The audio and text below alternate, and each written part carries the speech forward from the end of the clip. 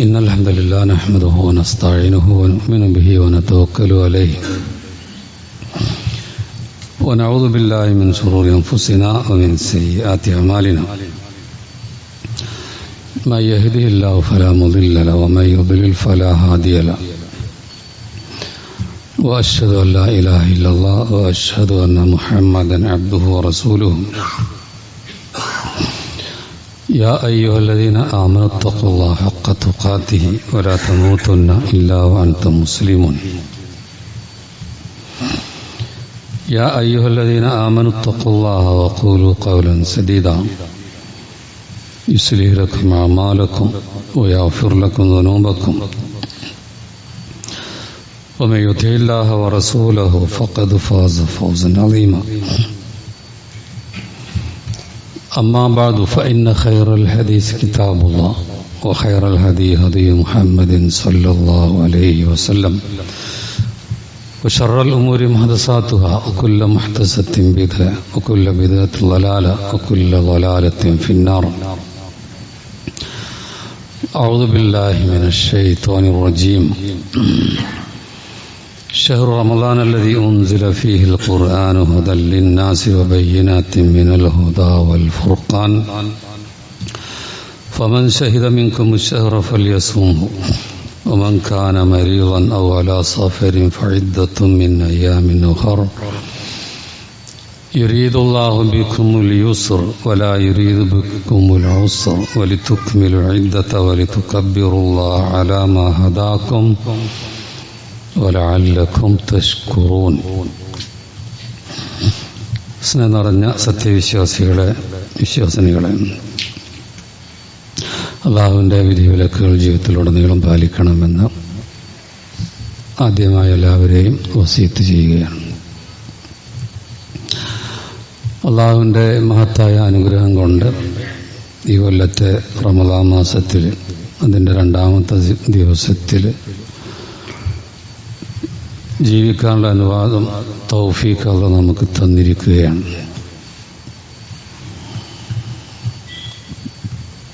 ഇനിയും അങ്ങോട്ട് ഏറ്റവും നല്ല രൂപത്തിൽ ഈ മാസത്തെ സ്വീകരിച്ചുകൊണ്ട് മുന്നേറാനുള്ള തൗഫീഖ് അല്ലാഹ് നമുക്കൊക്കെ പ്രദാനം ചെയ്യുമാറാവട്ടെ. റമദാനെ പറ്റി സൂറത്ത് ബഖറയിൽ അല്ലാഹ് പറഞ്ഞ ഒരു വചനത്തിലൂടെ ഒരു ഓട്ടം മാത്രം ഉദ്ദേശിക്കുകയാണ് ഈ സമയത്ത്. ഷഹ്റു റമദാൻ അല്ലദീ ഉൻസില ഫീഹിൽ ഖുർആൻ. റമദാൻ മാസം എന്താ അതിന്റെ പ്രത്യേകത? വിശുദ്ധ ഖുർആൻ ഇറക്കപ്പെട്ട മാസമാണ്. ഹുദൽ ലിന്നാസ്, വിശുദ്ധ ഖുർആൻ ജനങ്ങൾക്ക് മാർഗദർശനമാണ്. വബയ്യിനാത്തിൻ മിനൽ ഹുദാ, ഹുദ നിർമാർഗം, സന്മാർഗം, അത് വ്യക്തമായി വിശദീകരിക്കുന്ന കാര്യങ്ങൾ. അതുപോലെ വൽ ഫുർഖാൻ, അത് സത്യവും അസത്യവും വേർതിരിക്കുന്നതാണ് പരിശുദ്ധ ഖുർആൻ. ഫമൻ ഷഹിദ മിൻകും അശ്ശഹർ, അതുകൊണ്ട് ഈ മാസത്തിൽ ഹാജറുള്ളവർ ഫല്യസുമു, ആ മാസത്തിൽ നോമ്പെടുക്കണം. വമൻ ഖാന മരീവൻ, ഇനി ആരെങ്കിലും രോഗിയാണെങ്കിൽ, അതുപോലെ സഫർ അല്ലെങ്കിൽ യാത്രയിലാണെങ്കിൽ അവരെന്ത് ചെയ്യണം? ഫഇദ്ദത്തും മിൻ അയ്യാമിൻ ഉഖർ, മറ്റുള്ള ദിവസങ്ങളിൽ അത്രയും എണ്ണം എടുക്കണം. യുരീദുല്ലാഹു ബിക്കുമുൽ യുസ്ർ, അള്ളാഹു നിങ്ങൾക്ക് എളുപ്പമാണ് ഉദ്ദേശിക്കുന്നത്. വലാ യുരീദു ബിക്കുമുൽ ഉസ്ർ, നിങ്ങളെ പ്രയാസപ്പെടുത്തണമെന്നാണ് ഉദ്ദേശിക്കുന്നില്ല. വലി തുക്മിലുൽ ഇദ്ദ, ആ എണ്ണം നിങ്ങൾ പൂർത്തിയാക്കാൻ വേണ്ടി. റമദാനിൽ ഈ പറഞ്ഞ കാരണങ്ങൾ കൊണ്ട് നോമ്പ് എടുക്കാൻ പറ്റിയിട്ടില്ലെങ്കിൽ ആ എണ്ണം എടുത്തിട്ട് അതിൻ്റെ പുണ്യങ്ങളൊക്കെ കിട്ടണമല്ലോ. അതുകൊണ്ടാണ് മറ്റു ദിവസത്തിൽ അതെടുക്കണം എന്ന് പറഞ്ഞു. അപ്പം ഏതായാലും പരിശുദ്ധ ഖുർആനിലെ റമദാനെ പറ്റി പറഞ്ഞ ഒരു വചനാണ് ഇപ്പോൾ സൂറത്ത് ബഖറയിൽ ഞാൻ കേട്ടത്, നിങ്ങളെ കേൾപ്പിച്ചിട്ടുള്ളത്. അപ്പോൾ ഇതിൻ്റെ ചില വിഷയങ്ങളൂടെ പെട്ടെന്ന് നോമ്പിൻ്റെ സമയമല്ല, അത് സൂചിപ്പിച്ചിട്ടില്ലെങ്കിൽ അതൊരു പ്രശ്നമാവും. എന്താണ് അതെന്ത് പറയാത്തത് എന്നൊരു തോന്നൽ വരുമല്ലോ. അപ്പോൾ ചില കാര്യങ്ങൾ വെറുതെ ഒന്ന് ഓർമ്മയാക്കണം. ഒന്ന്, രോഗി, അയാൾക്ക് എടുക്കാൻ പറ്റൂലെങ്കിൽ അയാൾ നോമ്പ് ഒഴിവാക്കാം, എന്നിട്ട് മറ്റുള്ള ദിവസത്തിൽ അതെടുത്ത് കിട്ടണം. അതുപോലെ യാത്രക്കാരന് ബുദ്ധിമുട്ടാണെങ്കിൽ നോമ്പ് ഒഴിവാക്കാം, എന്നിട്ട് വേറുള്ള ദിവസങ്ങളിൽ സൗകര്യപ്രദമായി അടുത്ത നോമ്പ് വരുന്നതിന് മുമ്പ് അത് എടുക്കുക. പിന്നെ അൽ ഹൈദ് വൻ നുഫസ, പിന്നെ ഋതുമതികളായ എന്ന് പറഞ്ഞാൽ ഹൈദുള്ള മാസമുറയുള്ള സ്ത്രീകൾ, അവരാ സമയത്ത് നോമ്പെടുക്കാൻ പാടില്ല. അതുപോലെ പ്രസവ രക്തമുള്ള സ്ത്രീകൾ, അവർ നോമ്പെടുക്കാൻ പാടില്ല. അവരെന്ത് ചെയ്യണം? അത് മറ്റു ദിവസങ്ങളിൽ എത്ര നോമ്പാണോ നഷ്ടപ്പെട്ടത് അതിൻ്റെ കണക്ക് അവരെടുത്ത് വേണം. എന്നിട്ട് അടുത്ത നോമ്പ് വരുന്നതിൻ്റെ മുമ്പ് തന്നെ അതെടുത്ത് വീട്ടാൻ വേണ്ടി ശ്രമിക്കണം. ഇതുപോലെ ഗർഭിണികൾ, അതുപോലെ മുലയൂട്ടുന്ന സ്ത്രീകൾ, അവർക്കും ബുദ്ധിമുട്ടാണെങ്കിൽ അവർക്ക് ഇടയ്ക്കൊക്കെ ഒന്ന് എടുക്കുക. നല്ല ബുദ്ധിമുട്ടുണ്ട്, ശരീരത്തിനോ കുട്ടിക്കോ പ്രയാസം തോന്നിയോ നോമ്പ് ഒഴിവാക്കുക. എന്നിട്ട് എന്ത് ചെയ്യാം? എത്ര നോമ്പാണോ നഷ്ടപ്പെട്ടത് അത്രയും പിന്നെ അവർ മറ്റ് ദിവസങ്ങളിൽ നോമ്പെടുക്കണം. പിന്നെ ലാജിസ് അൽ കബീർ, പിന്നെ നോമ്പെടുക്കാൻ കഴിയാത്തവരുണ്ടാവും, വയസ്സായ പ്രായം ചെന്നവരുണ്ടാവും, അല്ലെങ്കിൽ ചില രോഗം അത് മാറുമെന്ന് പ്രതീക്ഷയില്ല. അത്തരം ആൾക്കാരോട് പിന്നെ നോമ്പെടുക്കണം എന്ന് പറയാൻ പറ്റൂല. അത്തരം ആൾക്കാരെ പറ്റി ഖുർആൻ പറഞ്ഞു, വഅലല്ലദീന യുതീഖൂനഹു ഫിദിയത്തുൻ ത്വഅമു മിസ്കിൻ. അവരെന്ത് ചെയ്യണം? ഒരു നോമ്പിന് ഒരു പാവത്തിനുള്ള ഭക്ഷണം എന്ന നിലക്ക് നൽകണം. ഒരു നോമ്പിന് പകരം, അത് അള്ളാഹുവിൻ്റെ വലിയൊരു അളവാണ്, വലിയൊരു കാര്യമാണ് നോമ്പെടുക്കുക എന്ന് പറയുന്നത്. അതിനിപ്പം പ്രതിവിധിയായ എന്താ? അള്ളാഹ് എളുപ്പമാണ് ഉദ്ദേശിക്കേണ്ടതെന്നുള്ളതിൻ്റെ അതിന് പകരം ഒരു പാവത്തിന് ഭക്ഷണം കൊടുക്കുക, ഒരു നോമ്പിന് പകരം. 30 നോമ്പാണെങ്കിൽ 30 പാവങ്ങൾക്ക് ഭക്ഷണം കൊടുക്കാം. അത് എത്രയാണെന്ന് ചോദിച്ചാൽ അത് അരസ്വാഗ് എന്നാണ് ഇപ്പം ഇതിനെ കണക്കുന്നത്. അരസ്വാഗ് എന്ന് പറഞ്ഞാൽ ഏകദേശം 1 കിലോൻ്റെ അടുത്തൊക്കെയാണ് വരിക, അല്ലെ 1 കിലോ കുറച്ചേറെ, അത്രയൊക്കെയാണ് ഇതിൻ്റെ കണക്ക് പറയാറുള്ളത്. അപ്പോൾ നമ്മുടെ നാട്ടിലെ പ്രധാന ഭക്ഷണം അരി. അപ്പോൾ ഭക്ഷണമായിട്ട് കൊടുക്കുകയാണെങ്കിൽ അത് വളരെ നല്ലതാണ്. അപ്പോൾ പിന്നെ അരിൻ്റെ 1 കിലോ എന്ന് അത്ര വരുമല്ലോ. ഒരു നേരത്തെ ഭക്ഷണം എന്ന് പറഞ്ഞാൽ ബൈക്കുള്ള വേറെ പലതും ഇത് വരുമല്ലോ. അനസ് റളിയല്ലാഹു അൻഹു ചെയ്തതിങ്ങനെയായിരുന്നു. അവസാന കാലം അദ്ദേഹത്തിന് വയസ്സായപ്പോൾ നോമ്പെടുക്കാൻ പറ്റാമെന്ന് തോന്നപ്പോൾ 30 നോമ്പാണെങ്കിൽ 30 പാവങ്ങളെ വിളിച്ചിട്ട് നോമ്പ് ഉറപ്പിക്കും. അങ്ങനെയൊക്കെ ചെയ്തിരുന്നു. അത് നമ്മുടെ സൗകര്യം ചെയ്യാം. ഏതായാലും അതിൻ്റെ പൈസ എത്രയാണെന്ന് ചോദിക്കലില്ലെല്ലാവരും പൈസയല്ല കൊടുക്കേണ്ടതെന്നാണ് ഭൂരിഭാഗം പണ്ഡിതന്മാരും പറയുന്നത്. ഭക്ഷണം ഇവിടെ ത്വഅമു മിസ്കീൻ എന്നുള്ള പറഞ്ഞത്, ഒരു പാവത്തിനുള്ള ഭക്ഷണം എന്ന് പറയുന്നത്. അപ്പം അതുകൊണ്ട് തന്നെ മദ്ഹബിൽ നോക്കിയാൽ ഇമാം പിന്നെ അഹ്മദ് ബിൻ ഹംബലിൻ്റെ ഹംബലി മദ്ഹബ്, മാലിക്കി മദ്ഹബ്, ഷാഫി മദ്ഹബ്, ഇവരൊക്കെ പറയണ പൈസ കൊടുക്കാൻ പറ്റൂല എന്ന് പറയും. അബൂ ഹനീഫിൻ്റെ മദ്ഹബിൽ പൈസയും കൊടുക്കാമെന്നൊക്കെ പറയണം. ഏതായാലും സൂക്ഷ്മതക്ക് അത് ഭക്ഷണമായിട്ട് കൊടുക്കുക. ഇതേ പൈസ വാങ്ങിയിട്ട് ചില സംഘടനകൾ ഭക്ഷണം കൊടുക്കുക അങ്ങനെ പ്രശ്നമല്ല. ഏതായാലും പാവങ്ങൾക്ക് ഭക്ഷണം നിലനിൽക്ക് ആണ് പറഞ്ഞത്. അപ്പം അതിൽ നിൽക്കുകയായിരിക്കും നല്ലത്.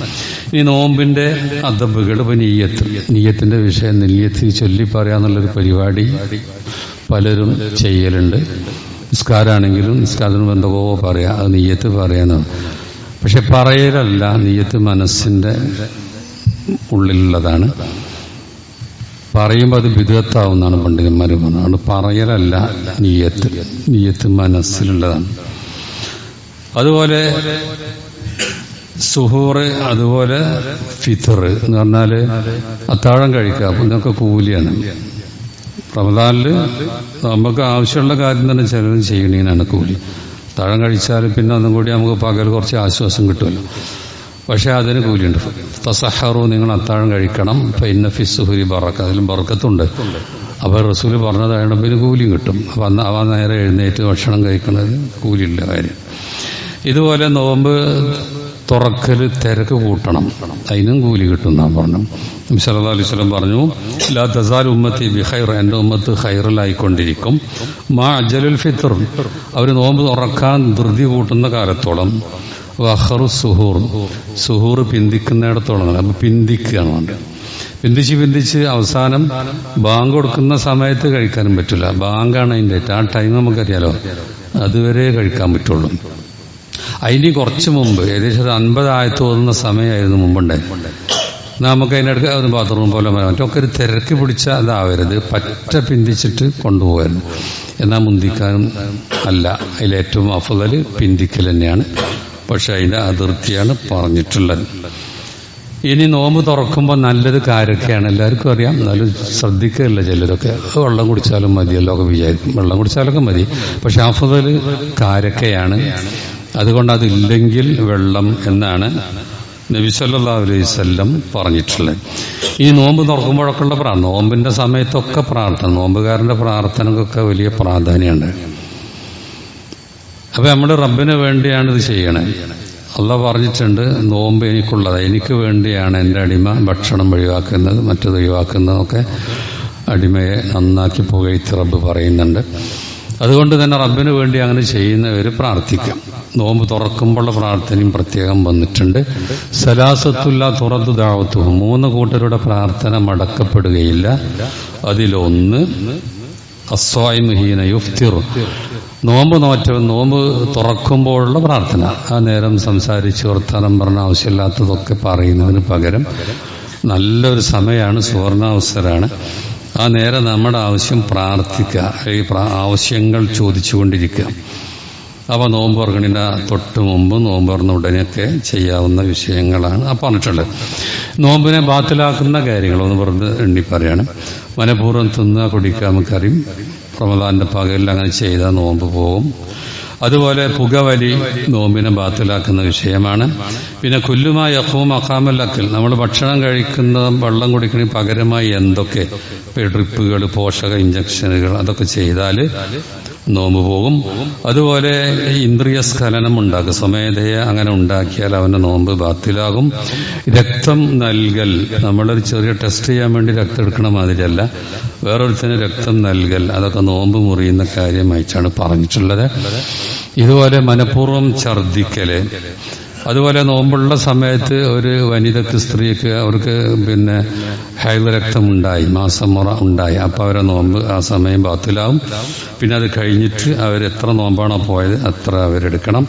പിന്നെ റമദാനിലെ പകലിൽ ഭാര്യ ഭർത്തൃ ബന്ധം നടന്നു കഴിഞ്ഞാൽ അത് നോമ്പ് പോകും. മാത്രമല്ല അതിന് പ്രായശ്ചിത്വം കൊടുക്കണം, അതിനൊരു അടിമനെ മോചിപ്പിക്കാന്നൊക്കെ പറഞ്ഞു. റമദാനിലെ പകലിൽ ഭാര്യ ഭർത്തൃ ബന്ധം നടത്തിയ അപ്പൊ അടിമനെ കിട്ടില്ലെങ്കിൽ 2 മാസം തുടർച്ചയായി നോമ്പെടുക്കണം എന്നാണ്. അതും ഇല്ലെങ്കിലാണ് 60 പാവങ്ങൾക്ക് ഭക്ഷണം കൊടുക്കുക എന്നൊക്കെ പറഞ്ഞു. അപ്പൊ റമദാന്റെ പകലിനെ വളരെയേറെ ആദരിക്കണം, ഈ പറഞ്ഞ രൂപത്തിലും പല രൂപത്തിലും. വിശുദ്ധ ഖുർആനിലെ തുടക്കത്തിൽ ഓതിയ ആയത്തിന്റെ തുടക്കത്തിലേക്ക് തന്നെ ഒന്നുകൂടി വരിക. ഷഹ്റു റമദാൻ അല്ലദീ ഉൻസില ഫീഹിൽ ഖുർആൻ, റമദാൻ മാസം, അതിൽ വിശുദ്ധ ഖുർആൻ ഇറക്കപ്പെട്ട മാസമാണത്. ഹുദല്ലിന്ന, ജനങ്ങൾക്ക് ഹുദയായിട്ട് നേർമാർഗം, ഇത് മാത്രമേ ഹുദയുള്ളൂ പരിശുദ്ധ ഖുർആൻ. ദൈവിക ഗ്രന്ഥം എന്ന് നൽകുന്ന ഒന്നേ ഉള്ളൂ പരിശുദ്ധ ഖുർആൻ, അതിന്റെ വിവരണവും അതന്നെ ഉള്ളൂ. മറ്റുള്ളതൊക്കെ ദൈവികമാണോ എന്ന് യാതൊരു ഉറപ്പുമില്ല. അക്കോലത്തിൽ ജനങ്ങൾ ഇടപെട്ടിട്ടുണ്ട്. ഇപ്പൊ ബൈബിൾ മൂസ അലൈഹിസ്സലാം നൽകപ്പെട്ട തൗറാത്ത് അദ്ദേഹം മരിച്ചിട്ട് 800 കൊല്ലത്തിന് ശേഷം എഴുതിയതാണ് എന്നാ പറയുന്നത്. അദ്ദേഹം സംസാരിച്ച ഭാഷയിലല്ല പിന്നെ അത് എഴുതപ്പെട്ടത് തന്നെ. അതുകൊണ്ട് ഒരിക്കലും അതൊന്നും മാർഗദർശക ഗ്രന്ഥങ്ങളല്ല. അതൊക്കെ മനുഷ്യന്മാർ ഓരോന്ന് തോന്നിയത് കയറ്റിക്കൂട്ടിയതും അവരൊന്ന് ഒഴിവാക്കിയതൊക്കെ ഉള്ളതാണ്. അപ്പൊ ലോകർക്കിന്ന് മാർഗദർശക ഗ്രന്ഥം പരിശുദ്ധ ഖുർആൻ മാത്രമാണ്. അതിറക്കപ്പെട്ട റമദാൻ മാസത്തിലാണ്. അപ്പൊ 2 കാര്യം. പിന്നെ അടുത്തിരിക്കാൻ പറ്റിയ പരമാവധി പറ്റിയാലൊക്കെ ചെയ്യട്ടോ, പുറത്തൊക്കെ നിൽക്കുന്നുണ്ട് സഹോദരങ്ങളെ. അപ്പൊ ലോകർക്ക് അള്ളാഹു നൽകിയ ഈ നിയമത്ത് വിശുദ്ധ ഖുർആൻ, അത് റമദാൻ മാസം 2 കാര്യം. ഒന്ന്, അതുകൊണ്ട് തന്നെ റമദാന് വലിയ മഹത്വം. അതുകൊണ്ട് ഇതിലെ നോമ്പ് അസ്സൗമുലി എന്ന ഹദീസൊക്കെ നമ്മൾ ഇഷ്ടം പോലെ കേട്ട, നോമ്പ് എനിക്കുള്ളതാണ്, ഞാൻ അതിന് പ്രതിഫലം നൽകും. സാധാരണ കൂലി 1-ന് 10 ഇരട്ടി 700 ഇരട്ടി അങ്ങനെ പോകും. പക്ഷെ അതിലൊന്നും നോമ്പ് ഉൾപ്പെടുകയില്ല. അതിൻ്റെയൊക്കെ എത്രയോ മുകളിൽ പോകും. അതിനും പുറമെ ചില പണ്ഡിതന്മാർ പറഞ്ഞ് മനുഷ്യന്മാർ ചെയ്യുന്ന തിന്മകൾ മറ്റുള്ളവരോട് ചെയ്താൽ അവരുടെ നന്മ എടുത്തു കൊടുക്കും, പക്ഷെ നോമ്പ് അതിന് ഒഴിവാണ് എന്നൊക്കെ ആ ഹദീസിന്റെ വ്യാഖ്യാനത്തിൽ പറയുന്നത് കാണാൻ കഴിയും. അപ്പം ഏതായാലും ശരി, നോമ്പിന്റെ ഗുണഗണങ്ങളെപ്പറ്റി ഞാനിപ്പോൾ അവിടെ വിശദീകരിക്കുന്നില്ല. അത് മുഴുവനും കിട്ടുന്ന കാര്യങ്ങളിൽ നമ്മളിപ്പോൾ ഏർപ്പെടുന്ന വേണം. നല്ല അവസരം ശരിക്ക് ഉപയോഗിക്കണം. അങ്ങനെ ഉപയോഗിക്കുന്നതിന്റെ ഭാഗമാണ് ഒന്ന്, പരിശുദ്ധ ഖുർആനുമായുള്ള ബന്ധം, ഖുർആൻ പാരായണം ചെയ്യാന്നുള്ളത്. പരിശുദ്ധ ഖുർആൻ പാരായണം ചെയ്യുക.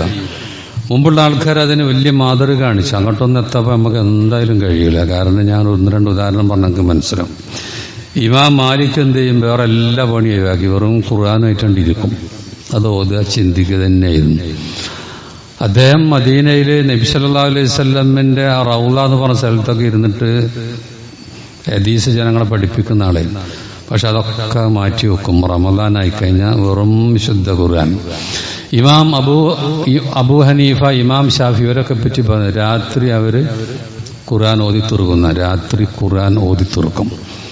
അപ്പൊ വിശുദ്ധ ഖുർആനുമായി ഇങ്ങനെ മുമ്പുള്ള ആൾക്കാരുടെ ബന്ധം നോക്കിയാൽ നമ്മളെ അത്ഭുതപ്പെടുത്തും. അതുകൊണ്ടാണ് അങ്ങോട്ടൊന്നും എത്തൂലെങ്കിലും ഖുർആനുമായിട്ട് നമ്മുടെ ബന്ധം കൂട്ടണം. റമദാൻ അല്ലാത്ത സമയത്ത് നമ്മൾ ഒരു ജുസാണ് ഓതിയിരുന്നെങ്കിൽ അതിനേക്കാൾ കൂട്ടുക, ഇനി അതിനേക്കാൾ കുറവാണെങ്കിലോ റമദാനിൽ കൂട്ടുക, ബന്ധം കൂട്ടണം. നബി സല്ലല്ലാഹു അലൈഹി വസല്ലം പറഞ്ഞു, ഇഖ്റഉൽ ഖുർആൻ, നിങ്ങൾ ഖുർആൻ ഓതുക. ഫൈനഹു യഅതി യൗമൽ ഖിയാമ ശഫീഅൻ ലിഅസ്ഹാബിഹി, അത് ഓതുന്നവർക്ക് ശുപാർശകനായി അത് വരും. നമുക്ക് വേണ്ടി ശുപാർശ ചെയ്തുകൊണ്ട് വിശുദ്ധ ഖുർആൻ നാളെ പരലോകത്ത് വരും. മൻ ഖറഅ ഹർഫൻ മിൻ കിതാബില്ലാ, ഖുർആനിൽ നിന്നൊരക്ഷരം ഒരാൾ ഓതിയാൽ ഫലൗ ബി ഹസന, അവനതിന് നന്മയുണ്ട്. ഒരു നന്മ ചെയ്താൽ ബി അശ്രി അംസാലെ 10 ഇരട്ടി കൂലി കിട്ടും. ലാ ഖൂലു അലിഫ് ലാം മീം ഹർഫ്, അലിഫ് ലാം മീം എന്നത് ഒരക്ഷരമാണ് എന്ന് ഞാൻ പറയുന്നില്ല. അലിഫ് ഒരക്ഷരമാണ്, ലാം മറ്റൊരക്ഷരമാണ്, മീം വേറൊരക്ഷരമാണ്. അപ്പൊ അലിഫ് ലാം മീം എന്നത് 3 അക്ഷരമാണ്. അപ്പൊ 3 നന്മകൾ, ഒരു നന്മക്ക് 10 ഇരട്ടി, ഏറ്റവും ചുരുങ്ങിയതാണ് ആ പറഞ്ഞിട്ടുള്ളത്. ഇതുപോലെ അൽ മാഹിറു ബിൽ ഖുർആൻ, ഖുർആനെ നന്നായി ഓതുന്നവർ, ബൽ കിറാം അൽ ബററ, മലക്കുകളുടെ കൂടെ, പുണ്യവാളന്മാരുടെ കൂടെ ആയിരിക്കും സ്വർഗത്തിൽ. വല്ലതി യഖ്റഉഹു വയതതഅതഉ ഫി, എന്നാൽ നന്നായി ഓതാൻ കഴിയാ തപ്പിപ്പിടിച്ച് ഓതുന്നവർ. ഓഹു അലൈഷാഖ്, അവൻ ഓതാൻ ബുദ്ധിമുട്ടുണ്ട്, ശരിക്കൊന്നും അറിയില്ലായിരിക്കും, എന്നാലും ഫലു അജറാനി, അവന് 2 പ്രതിഫലമുണ്ട്. നബി സല്ലല്ലാഹു അലൈഹി വസല്ലം പറഞ്ഞു, അയ്യക്കും യുഹിബ്ബു അൻ യഗ്ദു കുല്ല യൗം ഇലാ ബുത്ഹാൻ, മദീന അടുത്തുള്ള ഒരു സ്ഥലമാണ്, ഒരു ഉയർന്ന സ്ഥലം ബുത്ഹാൻ, തൊട്ടടുത്ത് തന്നെയാണ്. അവിടെ പോയി 2 ഒട്ടകം, എല്ലാം ഒത്തിണങ്ങിയ 2 ഒട്ടകത്തെ വെറുതെ കിട്ടുന്ന ആർക്കാ ഇഷ്ടം എന്ന് ചോദിച്ചു. എല്ലാവരും പറഞ്ഞു ഞങ്ങൾക്കൊക്കെ ഇഷ്ടമാണ്. ഈ പൈസ കുറച്ച് കൊടുത്ത് കിട്ടുക തന്നെ വളരെ എല്ലാം ഒത്തിണങ്ങിയ ലക്ഷണമൊത്ത ഒട്ടകം കിട്ടുക വലിയ സന്തോഷമുള്ള കാര്യമാണ് ഓൽക്കാൻ. എന്നാൽ നിങ്ങൾ പള്ളിയിൽ വരിക 2 ആയത്ത് അതിലെ 2 ആയത്ത് 2 ഒട്ടകം കിട്ടുന്നേക്കാൾ നല്ലത് 3 ആണെങ്കിൽ 3 ഒട്ടകത്തേക്കാൾ, എത്രയാണോ ആയത്ത് തോന്നുന്നത്. അപ്പോൾ പള്ളിയിൽ വരിക, നിസ്കാരത്തിനെ കുറച്ച് നേരത്തെ വരിക, വിശുദ്ധ ഖുർആൻ പാരായണം ചെയ്യുക, ഈ നിയ്യത്തോടു കൂടി. ഇതൊക്കെ വലിയ കാര്യമാണ് വിശുദ്ധ ഖുർആനെ. അപ്പോൾ റമദാൻ ആദരിക്കുന്നതിന്റെ ഭാഗമാണ് ഖുർആനായിട്ടുള്ള ഈ ബന്ധം എന്ന് പറയുന്നത്. ഇതുപോലെ ഹിഫ്ളാക്കാൻ കുറേ ഓതേണ്ടി വരും, ഹിഫ്ളാക്കാൻ ഒരുപാട് ഓതേണ്ടി വരും. അപ്പോൾ ഓരോ ഓത്തിനും ഓരോ അക്ഷരങ്ങൾ കൂലി ഇങ്ങനെ കിട്ടിക്കൊണ്ടിരിക്കും. ഹിഫ്ളാക്കിയ വേറെ ഒരുപാട് ഗുണമുണ്ട്. നിസ്കാരത്തിലൊക്കെ നമുക്ക് ഇങ്ങനെ ഓതാം. മറ്റേ ഓതിയ തന്നെ എമ്മന്റെ താഴെയുള്ള ഏതോ ചെറിയ സൂറത്ത് തന്നെ ഓട്ടോമാറ്റിക്കായി മനസ്സിൽ ഇങ്ങനെ വരുന്നൊക്കെ ഒന്ന് മാറും. നിസ്കാരത്തിലൊരു ഉഷാറ് കിട്ടും പുതിയ അധ്യായങ്ങൾ നമ്മളിങ്ങനെ ഓതുമ്പോൾ. അപ്പൊ ഈ ഖുർആൻ ഹിഫ്ളാക്കിയാൽ അത് നാളെ പരലോകത്ത് ഇഖ്റ, അവനോട് പറയും ഖുർആൻ ഓതിക്കോളൂ, വർത്തക്കി, മുകളിലേക്ക് കയറിപ്പോയിക്കോളൂ, സ്വർഗത്തിലെ പദവികൾ ഇങ്ങനെ വർദ്ധിക്കും. എന്നിട്ട് എവിടെയാണ് നമ്മൾ കാണാൻ പഠിച്ച ആയത്ത് അവസാനിക്കുന്നത്, അവിടെയാണ് സ്വർഗത്തിലെ സ്ഥാനം എന്ന് നബി സല്ലല്ലാഹു അലൈഹി വസല്ലം പറഞ്ഞിട്ടുണ്ട്. അപ്പൊ ഇതൊക്കെ നല്ലൊരു തുടക്കമായ റമദാനിന് ഉപയോഗിക്കാൻ വേണ്ടിയിട്ടാണ് സാന്ദർഭികമായി ഇതൊക്കെ സൂചിപ്പിച്ചത്.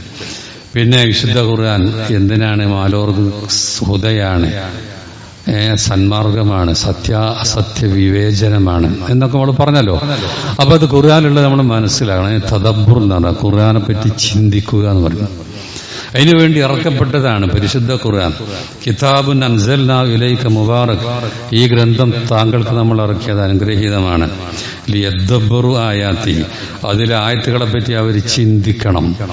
ഖുർആൻ പഠിക്കാത്തതാണ് ഈ ഉമ്മത്തിന്റെ പ്രശ്നം തന്നെ. എന്തുകൊണ്ടാണ് ഒരുപാട് വ്യതിചലനങ്ങളുടെ ജനങ്ങൾ സഞ്ചരിക്കുന്നത്? ഒരു ഖുർആനിലാഞ്ഞിട്ടല്ല, എന്താ ഖുർആൻ പറയണമെന്ന് അവർക്ക് അറിയില്ല. എന്താണ് ആ ഖുർആനിലതെന്ന് അറിയണമല്ലോ, അത് പഠിക്കണം, വായിക്കണം, അതിനെപ്പറ്റി ചിന്തിക്കണം എന്ന് പരിശുദ്ധ ഖുർആൻ നമ്മോട് പറയുന്നുണ്ട്. പരിശുദ്ധ ഖുർആനെ പറ്റിയുള്ള ആ ചിന്തയുമായി ബന്ധപ്പെട്ട് പറഞ്ഞ ചില പണ്ഡിതന്മാർ ഒന്ന് രണ്ട് വാചകമിടാം. മഹാനായ ഉസ്മാൻ ഇബ്നു അഫ്ഫാൻ റളിയല്ലാഹു അൻഹു ഒരിക്കൽ പറഞ്ഞു, ലൗ തഹുറത് ഖുലൂബുന, നമ്മുടെ ഹൃദയം ശുദ്ധമാണെങ്കിൽ, നമ്മുടെ ഹൃദയം നല്ലതാണെങ്കിൽ, ശുദ്ധമാണെങ്കിൽ, മാ ശബിയത് മിൻ കലാമി റബ്ബിന, നമ്മുടെ റബ്ബിന്റെ കലാം എത്ര ഓതിയാലും നമുക്ക് വയറു നിറയൂല എന്ന് പറഞ്ഞാൽ പൂതി തീരൂല.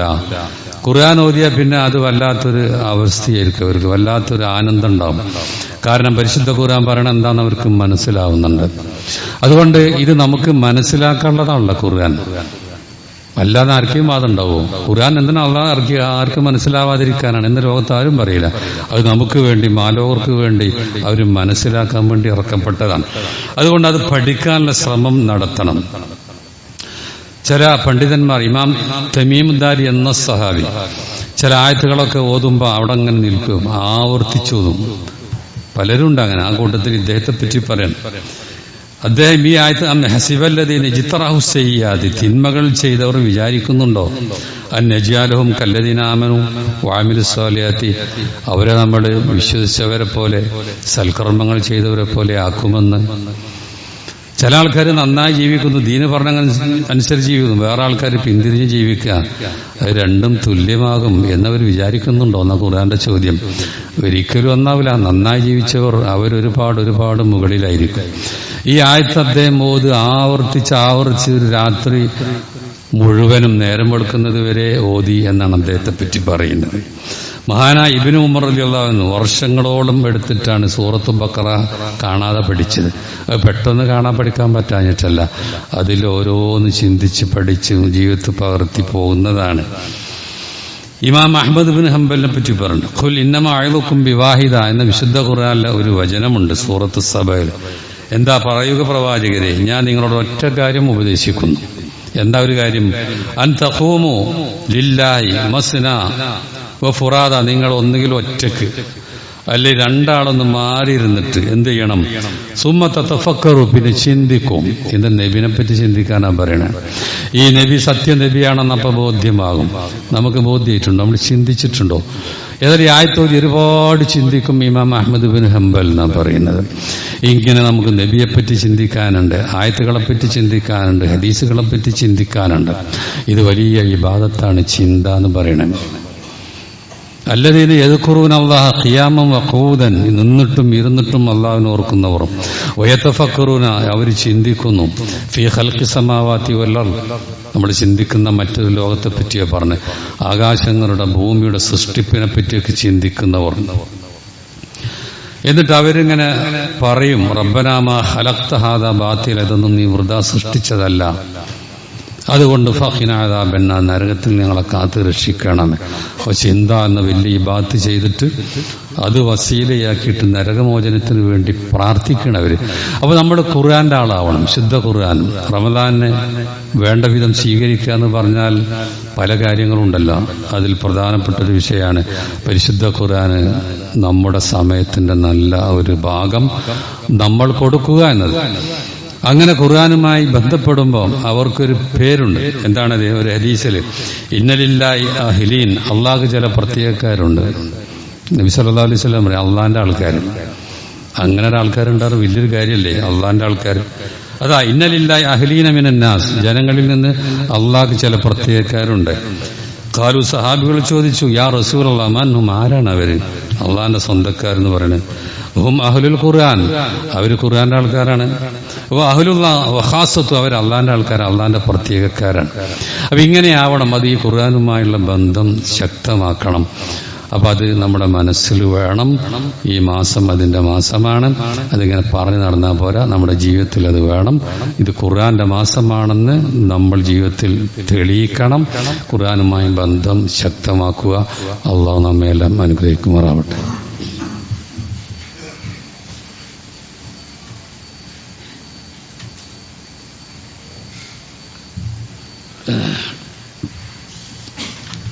അൽഹംദുലില്ലാ വസ്സലാത്തു വസ്സലാം അലാ റസൂലില്ലാ വഅലാ ആലിഹി വസഹ്ബിഹി അജ്മഈൻ അമ്മാ ബഅദ്. പ്രിയപ്പെട്ട സത്യവിശ്വാസികളെ, വിശ്വാസിനികളെ, അള്ളാഹുവിൻ്റെ വിധിവിലക്കുകൾ ജീവിതത്തിലുടനീളം പാലിക്കണമെന്നൊരിക്കൽ കൂടി എല്ലാവരെയും വസിയത്ത് ചെയ്യാൻ. പരിശുദ്ധ ഖുർആന്റെ ചിന്തയും പഠനവുമായി ബന്ധപ്പെട്ടപ്പോൾ സാന്ദർഭികമായി പറയാൻ തോന്നിയൊരു വിഷയമാണ്. നമുക്കിന്ന് പഠിക്കാൻ പല അവസരങ്ങളുണ്ട്. അത് ഓൺലൈനിലാണെങ്കിലും അല്ലാതെയൊക്കെ പല രൂപത്തിലുള്ള അവസരമുണ്ട്. കുറച്ച് സമയം, 1 മണിക്കൂറെങ്കിലൊക്കെ അതിനൊക്കെ നീക്കി വെച്ചാൽ അതൊരിക്കലും നഷ്ടപ്പെടാത്ത കച്ചവടമായിരിക്കും.